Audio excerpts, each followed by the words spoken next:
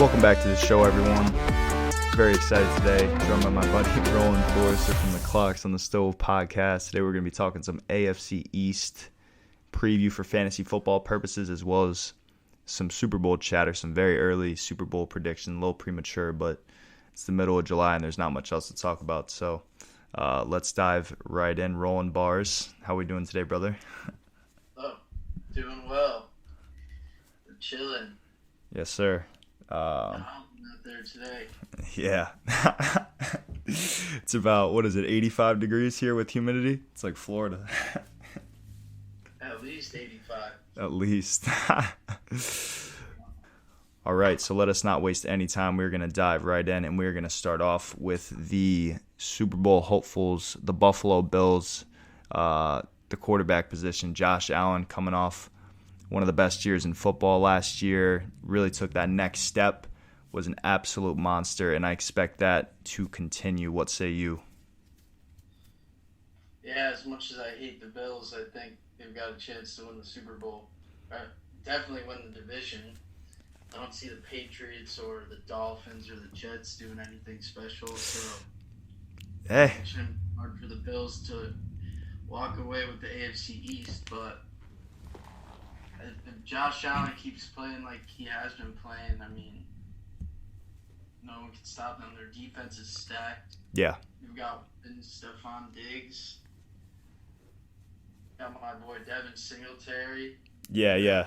I mean, we'll go down the line with the positions, but specifically Josh Allen last year took a massive step. He is one of the best rushing quarterbacks rather, in the game today, and if those accuracy issues can continue to be limited, I think that he can easily win the MVP, and the Bills can definitely make some noise when it comes to potentially even winning the AFC East. I think that the only other team, not even being biased, is the Dolphins that could win the AFC East, but the Bills are for sure the favorite right now. The running back room's a little crowded, a lot of drama between Zach Moss and the Devin Singletary owners. I remember Roland and I actually met Devin Singletary three years ago down in Florida. He was really, really nice guy from what I saw, but I just don't really know who the running back to own on Buffalo is, if you even want to own a running back in fantasy this year, because neither of them really wow me. I mean, Zach Moss is much more of like a power back, and Devin Singletary is very shifty, but I think the running back to own is truthfully the quarterback. Yeah, I mean, you don't want to touch either of those running backs in fantasy because they're both, they were both decent last year. They did what they had to do, but neither of them put up numbers. So I don't know. Maybe that'll change with one of the guys to take the position by storm and run off with it and become the number one guy. But that's probably not going to happen. So yeah, I would definitely rather have Josh Allen. He'll probably rush for more yards than both running backs combined in most games. So I think so too. Josh Allen is probably going to go in the third or fourth round. I'm always a guy that takes quarterbacks late, but I can't argue if someone wants to take Josh Allen in the third or fourth round if they think that he's going to have a really special season. And then the receiver room there, obviously Stephon Diggs is locked and loaded, wide receiver 1. Could even make the argument that he is the wide receiver 1 in fantasy drafts this upcoming season. Then the anti-vax man, Cole Beasley himself. I don't know if you've seen Twitter, but he is getting absolutely roasted for being anti-vaccination all over everywhere. What did he say? It was so stupid. I can't even remember. I literally... Crazy stuff. And then Emmanuel Sanders, the old man, still trekking along, and he's also, he was signed, I believe, this past offseason he was signed, but I, maybe as a late round flyer, would take Emmanuel Sanders. I think that he did a little bit of damage in New Orleans last year, but nothing crazy. But I think the two guys to own, Stephon Diggs for sure, is a late first, early second round pick, and then Cole Beasley, I don't hate as a flex play, but a lot of people in the NFL are not the biggest fan of him at the moment. Yes, you might be able to get him as a steal. Yeah, I mean, I depending on who you have in your draft room, I suppose. So that's the Buffalo Bills. They look absolutely solid. They remind me a lot of the Rams. They're a young team who doesn't really have too many weaknesses at any given spot, and they are loaded. I think that they are for sure a top 3 locked seed in the AFC, and that's about it for the Bills. Moving on to the Miami Dolphins. My Miami Dolphins, man. Big expectations for this upcoming season. Really. Super Bowl hopefuls, ladies and gentlemen. All right, let's start with the quarterback position. Tua Tagovailoa showed some flashes last year. Also, were some games where he didn't play. Definitely did not play amazing in every single game that he played, but I'm definitely willing to give Tua another chance. He didn't have a full off season. He had Ryan Fitzpatrick breathing down his back last year. Chan Gailey was the worst offensive coordinator in the NFL, and Tua even admitted himself that he did not know the playbook. I agree that if this upcoming year with these weapons that they've added, if he does not show out, then it is for sure time to move on, but I'm definitely willing to give Tua another chance. I know that you've never been a fan of him ever since his Alabama days. Yeah, but I'd rather have Chan Gailey call the plays than Adam Gase. But anyway. I mean, yeah, I think I would rather call plays than Adam Gase personally.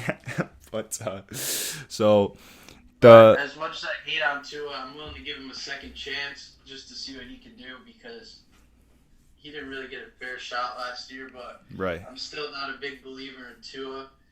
I don't think he's got what it takes, but we'll see. Maybe he'll surprise me and prove me wrong, but I'm a little skeptical about Tua. I really think it's going to turn out bad for the Dolphins. Maybe not. I think it will. I don't think they're going to do well at all this year.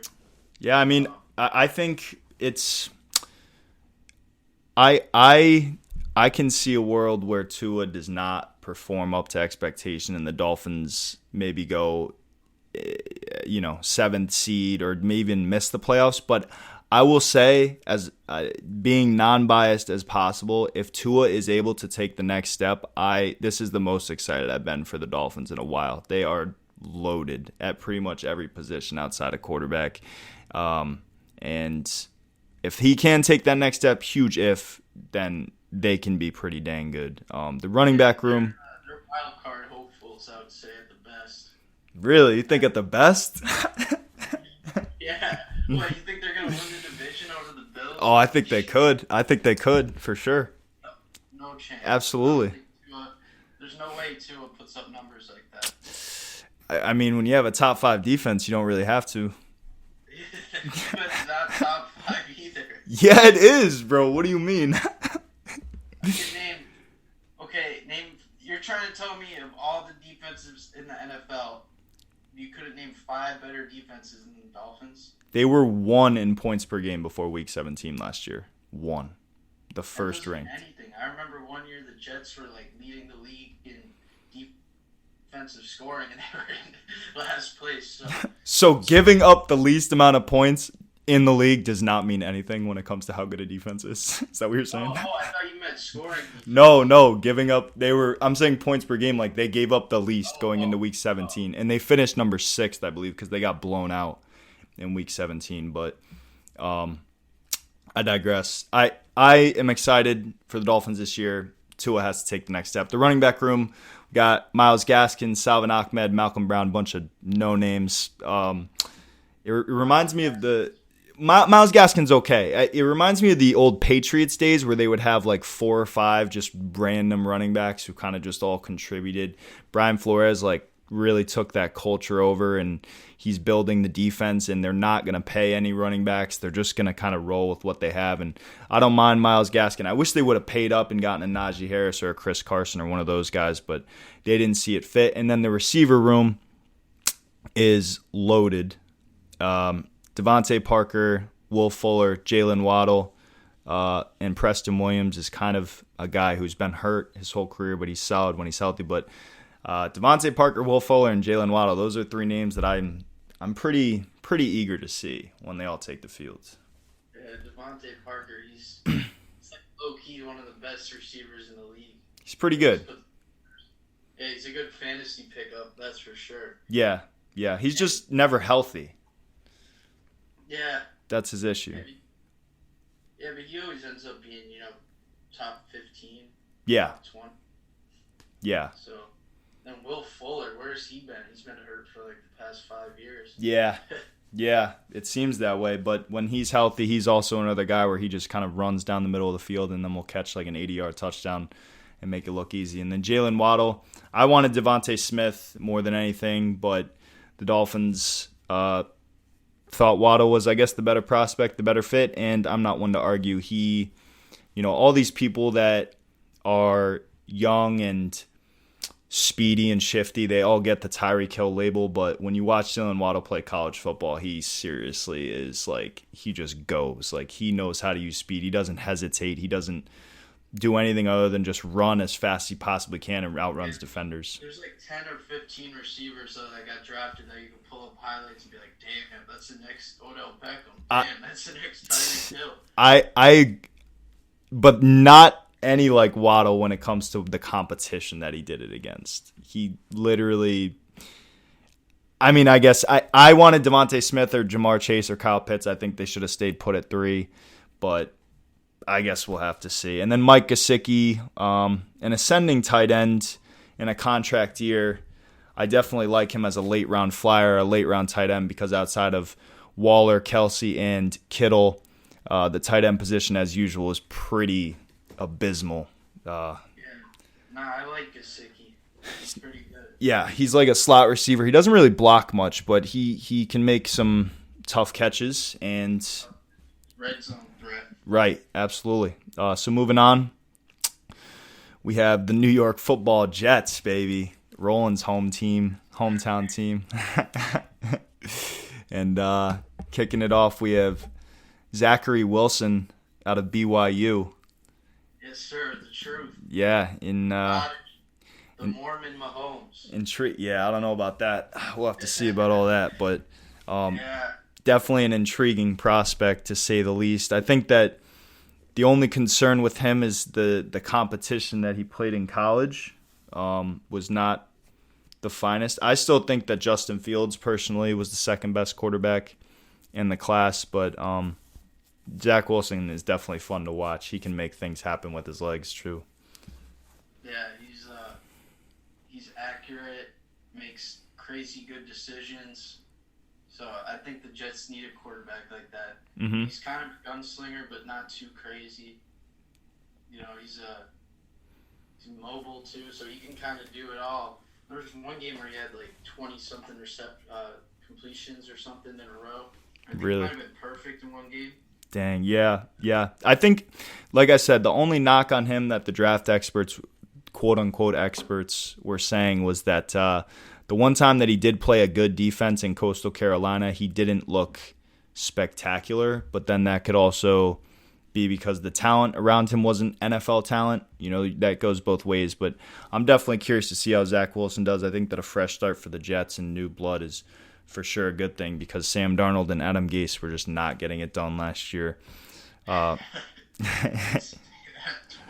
That was horrible.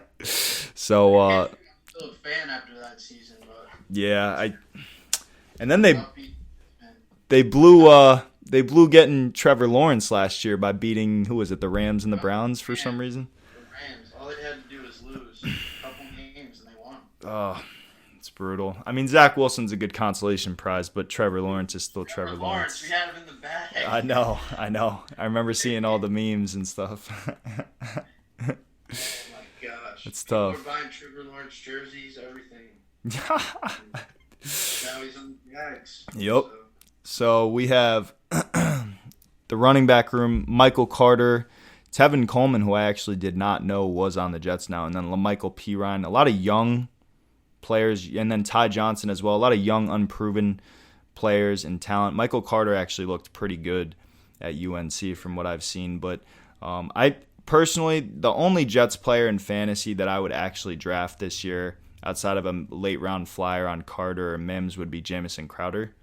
That's the guy who's consistently in a PPR has just gotten it done at the slot receiver. Even when they were terrible last year, he was still at least usable as like a wide receiver 2, wide receiver 3 player. Yeah, if there's anyone to draft, it might be Crowder, but he might get his role. His role might be diminished with Elijah Moore from Ole Miss. He's a slot guy too, so he kind of plays where Crowder plays. But Denzel Mims might go off, and he might be a beast. So I would keep him on the radar. Corey Davis too. I've never been a Corey Davis fan, but he also was signed this offseason. Yeah, Corey Davis is a beast too. I don't know. They're both like kind of number 2 guys. So yeah, I don't know who's gonna. Corey Davis he was good. He's all right. Highly drafted. He's a little overrated, but yeah, he hasn't been a number 5 overall pick. That's what I'll say. He has not played like a number 5 overall pick, but. Yeah, Denzel Mims is actually the guy that I would be most excited about. He definitely flashed last year. He's huge, too. What's he, 6'4", like 220? Yeah, he was hurt for a lot of the season to start. Yeah.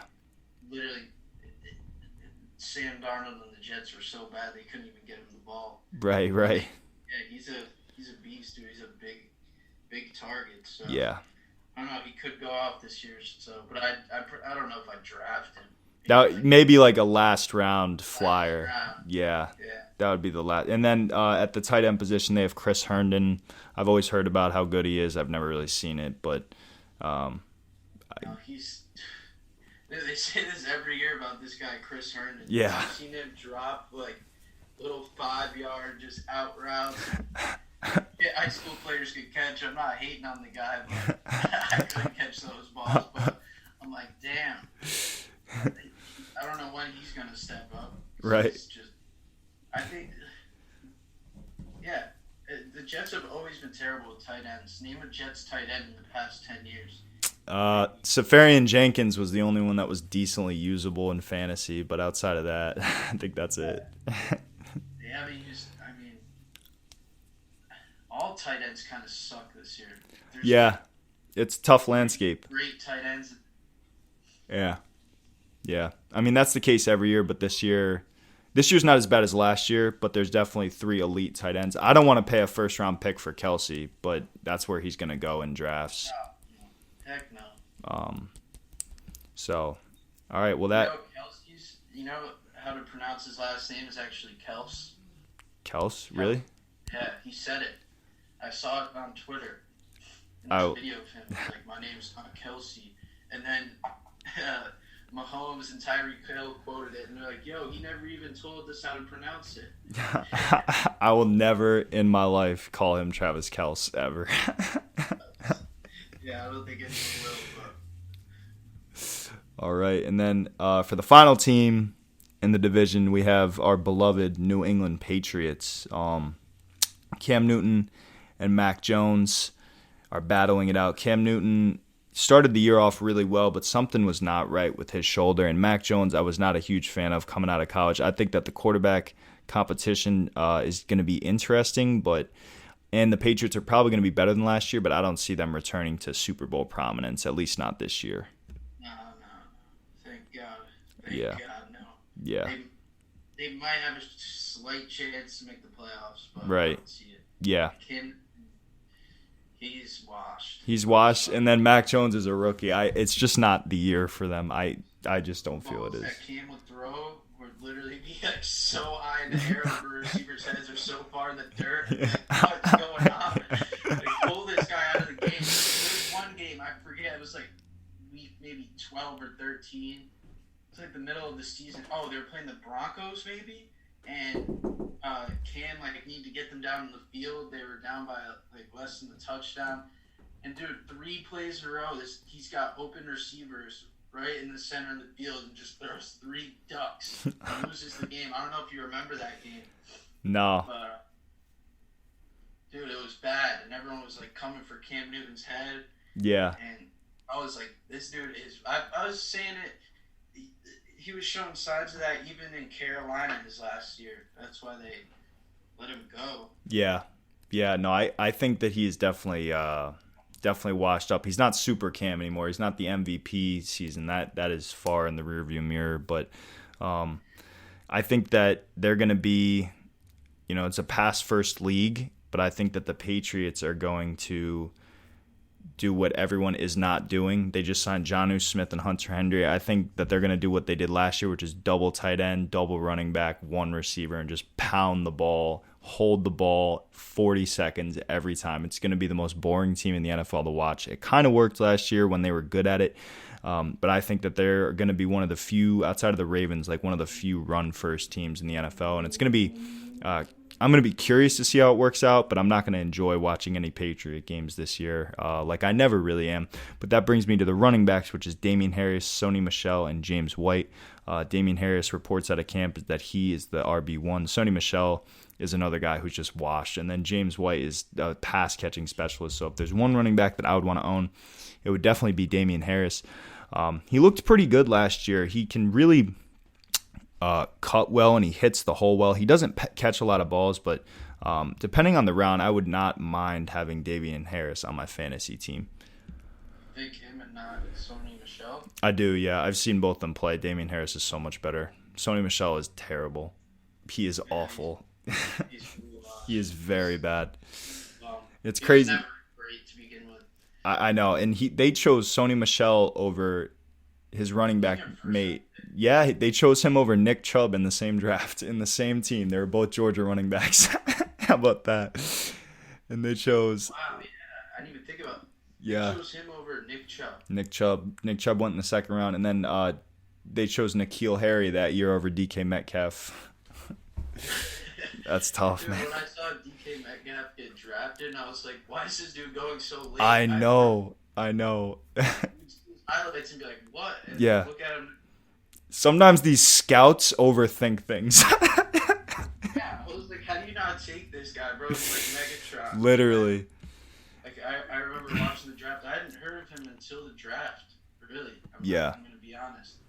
And I was like, this dude's going to be a beast. Yeah, Andy Isabella went 2 picks before him, the little receiver from UMass. The Cardinals took Andy Isabella 2 picks before DK Metcalf, a little slot receiver. Yeah, I mean, it is just... I don't know what the scouts, the quote-unquote scouts, were looking at. I guess that they said DK Metcalf's route, he rounds his routes. That's why he fell. Like, like they at some point you just have to look at his frame and realize that he's not human. And, like, the things that he can do on a football field, very few humans can do. In this same draft, A.J. Brown came out. A.J. Brown went before him, but both of them. Ole Miss, I believe, won like 4 games that year, but still, I don't know how you don't take the flyer on DK Metcalf. How do you let him fall to the last pick of the second round or whatever the heck it was? He's from Ole Miss, right? DK? Yeah, both of them are. They were both in the same draft class as teammates. All right, well, actually, moving on to receivers for the Patriots, Nelson Aguilar got a nice hefty 2-year, $24 million deal from Mr. Belichick himself. Not sure why they paid him that much. Jacoby Myers was solid.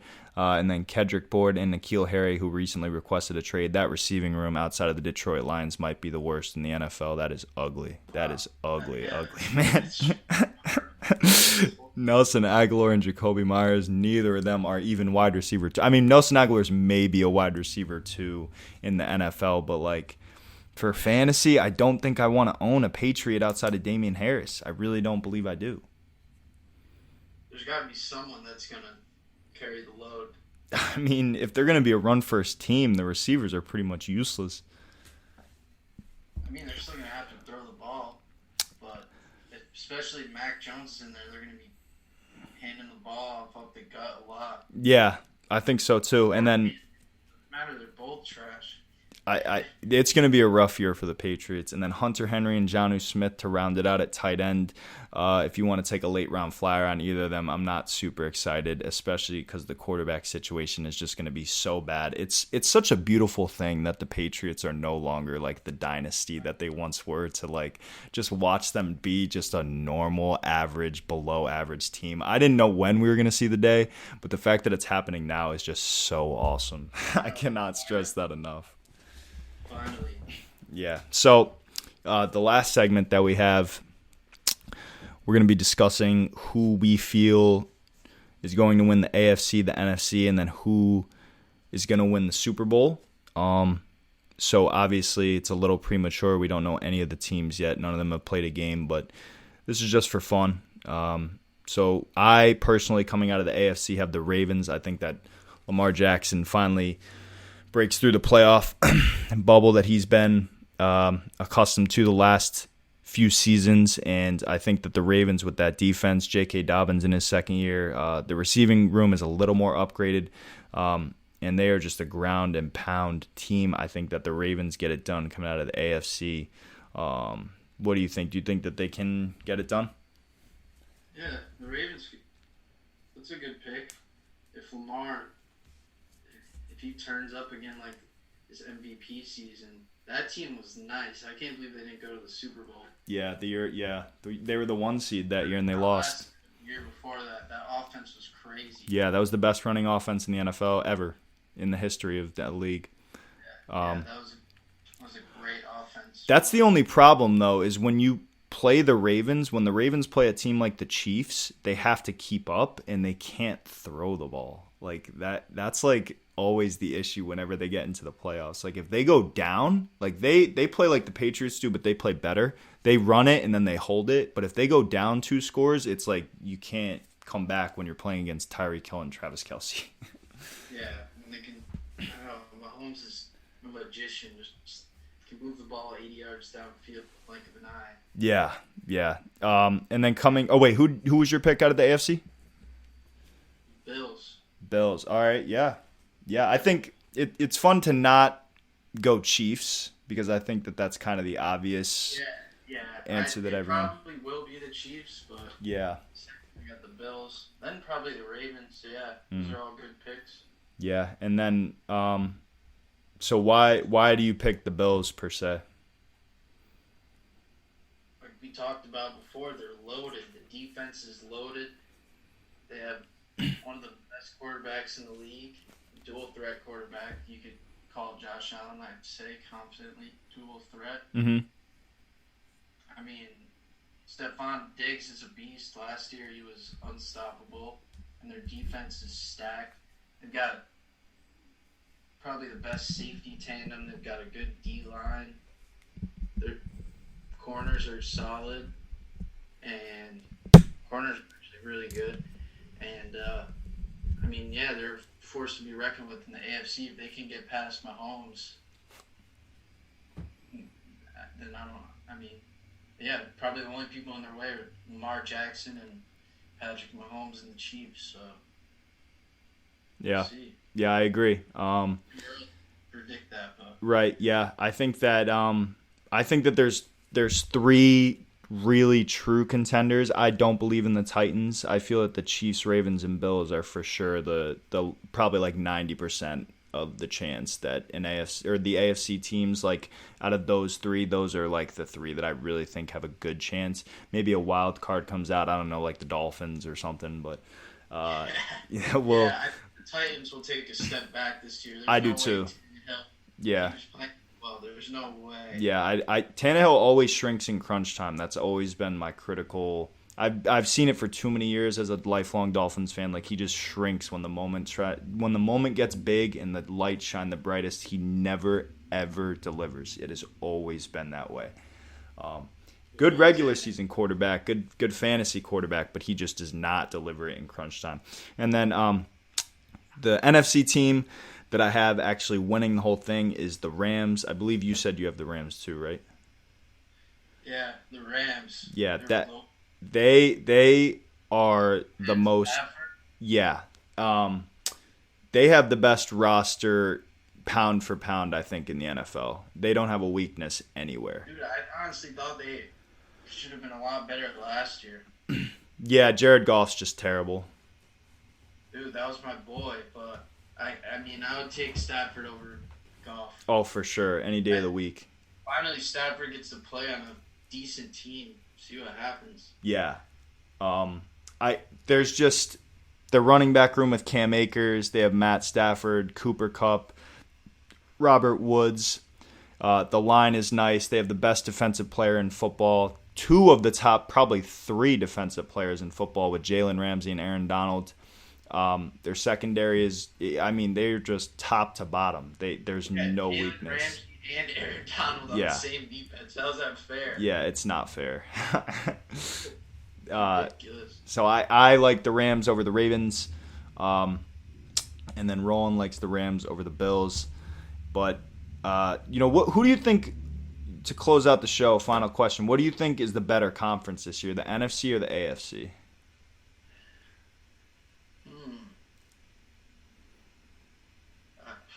They're both pretty good. I want to say the AFC. Yeah. Just because. But then you could also argue the NFC. There's a few good teams in each conference. Yeah. You got the superpowers. See what happens with Aaron Rodgers. Yeah. You have the Packers, the Rams, the Niners, the Seahawks, the Bucks. The Bucks. The Cowboys, Saints. I think, are going to be good. Saints, maybe. Yeah. The Cardinals, right? How are the Saints going to do? They might. Vikings. Terrible. I don't think the Saints are going to be anything special. But then on the AFC, you have the Bills, Chiefs, Ravens. I think the Browns are going to be pretty good. Browns.